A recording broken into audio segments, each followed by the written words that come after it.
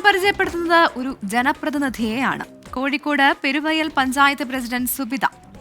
ഔദ്യോഗിക ജോലിയിലെ തിരക്കിനിടയിലും സ്വന്തമായി കൃഷി ചെയ്ത് മറ്റുള്ളവർക്ക് മാതൃകയാവുകയാണ് സുബിത.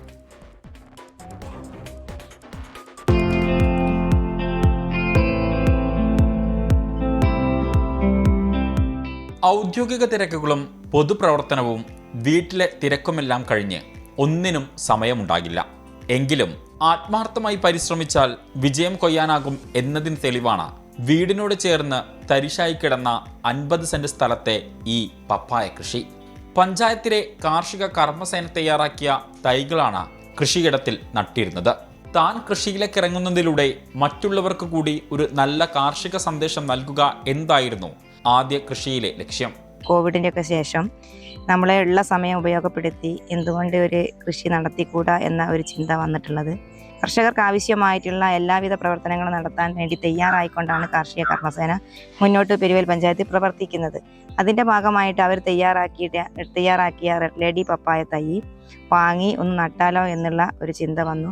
എനിക്ക് ഇത് വലിയ ഒരു നല്ല രീതിയിലുള്ള ഒരു കൃഷിയായിട്ടാണ് തോന്നിയിട്ടുള്ളത്.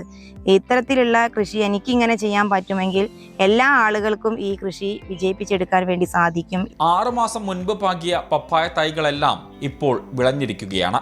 പഞ്ചായത്ത് പ്രസിഡന്റിന്റെ കാർഷിക മികവ് കേട്ടറിഞ്ഞ് നിരവധി പേരാണ് തോട്ടത്തിൽ തന്നെ പപ്പായ വാങ്ങാനെത്തുന്നത്. പപ്പായ കൃഷിക്ക് പുറമെ വിവിധ വാഴകളും പച്ചക്കറികളും പപ്പായ തോട്ടത്തിലെ ഇടവിളകളായി വിളയിക്കുന്നുണ്ട്. 24 കോഴിക്കോട്. അപ്പോൾ കൃഷിയൊക്കെ ചെയ്യാൻ ആഗ്രഹിക്കുന്നവർക്ക് ചേച്ചി ഒരു മാതൃകയാണ് എന്തായാലും.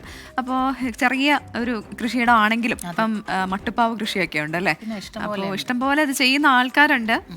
ഞാൻ ഒരുപാട് കണ്ടിട്ടുണ്ട് അങ്ങനെ ചെയ്യുന്ന ആളുകളെ. മാത്രമല്ല നമ്മുടെ വീട്ടിലുണ്ടാക്കുന്നതിന് എനിക്ക് തോന്നുന്നു കെമിക്കൽസ് ഒന്നും ഇല്ലാത്തതുകൊണ്ട് നല്ല രുചിയാണ്. അത് കുറച്ചാണെങ്കിലും ഒരു പ്രത്യേക ടേസ്റ്റാണ്. അപ്പോൾ നന്നായി സുബിത.